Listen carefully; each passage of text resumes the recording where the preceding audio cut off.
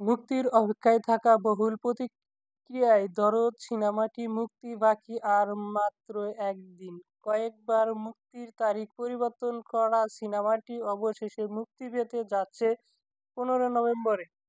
তবে অনেকটা নির্ভয়ে মুক্তি পাচ্ছে ঢালিউড শীর্ষ নায়ক শাকিব খান অভিনীত দরদ সিনেমাটি।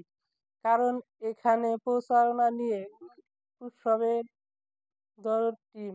শাকিব খানের সিনেমাটি মুক্তি পাওয়া মানে যেন উৎসবের আমেজ। তবে প্রচারণা দেশের সুপারস্টার সহ অন্য শিল্পীদের ভালোবাসা না পেয়ে দরদ অনেকটা নির্ঘুত কাটছে।